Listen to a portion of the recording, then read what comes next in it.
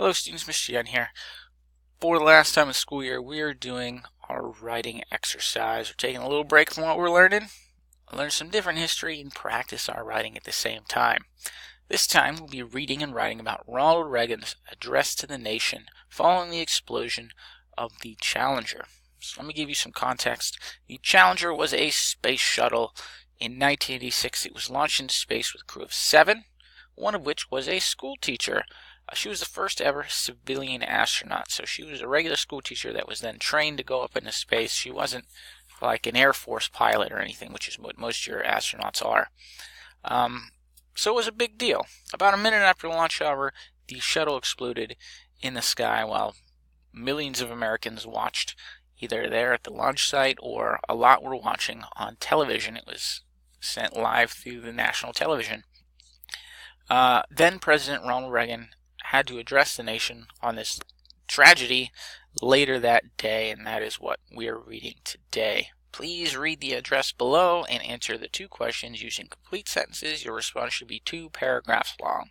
So just like all the other times we did it, you've got a reading, 2 questions, and you should answer each one with a paragraph, being sure to use actual evidence like quotes from the reading. So our 2 questions. What message did Ronald Reagan want to impart on the school children? Oh, that's going to be in here somewhere. Oh, look at that. And, according to Reagan, would the Challenger explosion be the end of the U.S. space program? Well, that might be in there somewhere too. So go ahead, with these questions in mind, go ahead and read the address and then compose your answer. So if you've already done pretty well on these in the past, getting probably like 12, 13, 14, or 15 points before, you're probably in pretty good shape. Probably know what you're doing. If you haven't been scoring that well, I suggest you keep watching the video, because I'm going to show you an example of what 15 out of 15 work looks like. Looking back at Exercise 1 back from December, we had this excerpt from Winston Churchill. It was about World War II. A little shorter than the Reagan speech, but perhaps a little harder to read because it was a long time ago. So, this had 2 questions.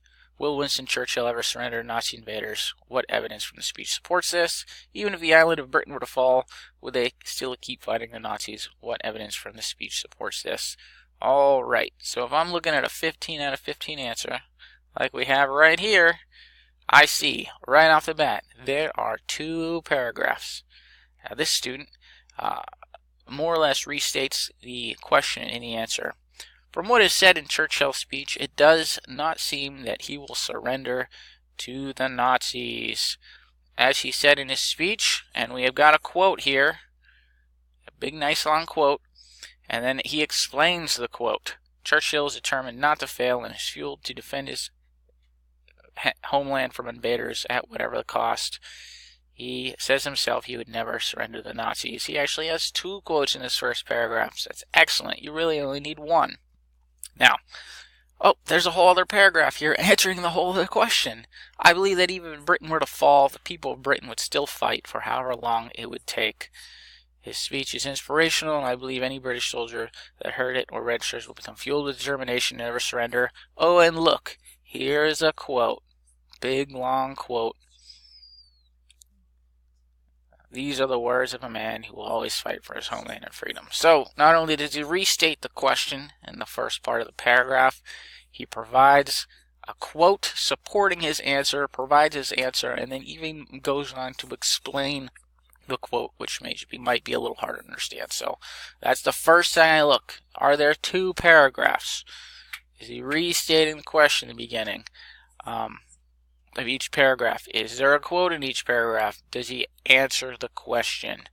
So that's what excellent work looks like. So same thing for this. You read this, answer each question, each one gets a paragraph, and be sure to have a quote and answer and provide some context, some explanation. What message did Reagan want to impart on the school children? Maybe you start with Ronald Reagan wanted to impart these thoughts on the school children that watched the Challenger explode this day. La la la la la. In the thing he says, quote, la la la la. This is the message he wanted to send them. So, be sure. 2 paragraphs, a quote for each, answering the question, and that'll get you some good points there. All right, that's it. Good luck. If you have any questions, please send them my way, and I'll help you out. You can even send me your answer before you submit it, and I'll take a look at it and give you suggestions if you want. That's it for today. Have a good one. Good luck on this assignment.